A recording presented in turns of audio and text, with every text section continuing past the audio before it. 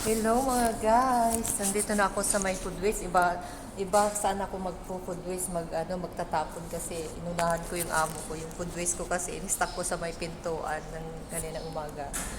Eh, pauwi din sila ng maaga, alis din sila sa bahay. Inunahan ko na sila lumabas. Sabi ng mga kachat-kachat ko ng kaibigan ko, nagbubusmil ako, ba't daw ako hinihinga. Binibilisan ko. Kasi yung amo ko palabas din, ayaw ko makasabay. Kasi ang dami kong bit-bit na bag. Yung mga ano ko, yung mga pagkain ko, mga damit ko, yung mga jacket ko. Ganun. Ayun.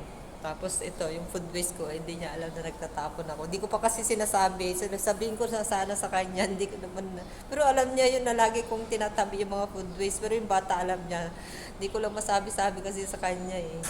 Kasi natakot ako baka ayaw nila mag-stack ako ng food waste dun sa tabi ng ano ko, ng bed ko. Pero malinis naman to kasi nakabalot na naman ng ano, ng mga plastic, tapos ito yung lagayan ko. Ito lagi yung lagayan ko, yung galing sa school. Binibigay ni ate dun sa naalaga niya sa akin, mga sobra niyang pagkain kasi tinatapon ko nga. Kasi sayang, magre-redeem na naman kami. Mamaya siguro magre-redeem kami ng kaibigan ko pag may time kami. Inaantay ko yung kaibigan ko guys, papunta kami sa Central. Maaga pa naman, di pa kami nagkape. Sabi ko magdala siya ng tubig kasi di ako nakapagpainit ng tubig kapag pakulo. May kape ako dito, 3-in-1 yung milk tea na binigay ni ate yung Tagalaon yun.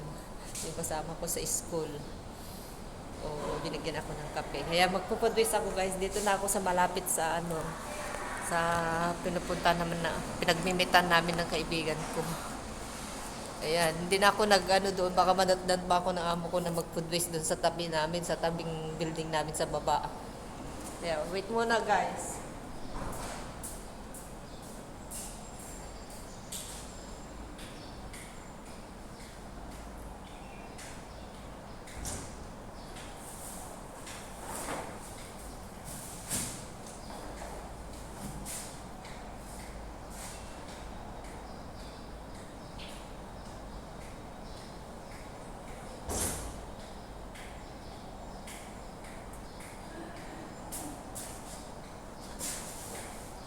Ayan na guys, nakapag 50 ako, 50. Kaya gusto ko rin pumunta sa Central kasi bibili din ako ng ipapa-activate ko pala yung SIM card na nabili ko nung Sabado. Hindi ko pala na-activate, nagkamali ata ako. Kaya sabi ng ano, nagtawag-tawag ako sa customer service. Puntahan ko daw yung ano nila, yung main na ano nila, company nila dun sa Central. Kaya gusto ko rin pupunta sa Central. Kaibigan ko bibili daw siya ng cellphone. Kaya yun, samahan ko naman siya. Tapos sakto lang na ipa-activate ko yung ano ko, yung SIM card ko para dalawa na yung apps na gagawin kong redeeman. Kasi marami akong natatapon. Kahapon nakapag 95 yata ako. Diyos ko, ay 105. Sayang yung isang ano 50 points na naman yun kasi pagkatapon mo yan araw-araw isang beses lang, hindi pwede magdoble-doble. 50 points yung pinakamataas yung limit niya. Kahit na madami na yung itapon mo, wala na yan, 50 points pa rin kahit isang kilo yon. Kaya dapat half lang, half kilo para 50 points dalawa. Hindi naman pwedeng mag-register, dapat isang number, isang apps lang din. Kaya kailangan ko ng SIM card. Yung binili ko ng Sabado, yun. Papa-activate ko dun sa Central, puntahan din namin ng kaibigan ko. Samahan ko din siya magbili ng cellphone. So, bye-bye na guys. May chat na, tumatawag na yung kaibigan ko. So, bye-bye na. Ah, ah, ah. Na, dito hindi pag-redeeman tanga, puro indumit nagyan na. Ito nang abay na, hindi nagkita na kanyang ili kanya, nga. Nagtugtugawa, nga nag-uuray king katimay sa oras. Hindi ba na-chat?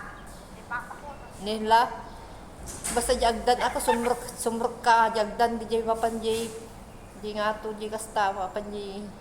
Kaya nakargana na ako. Dakarga na ya ka, puro indome, madidito, may mat, di jay nga pag-redeeman ta, di bangir. Wow, di yan na yung munyada. Kompleto, dita, dududwa, miki lang kin indome nga pansit kanton.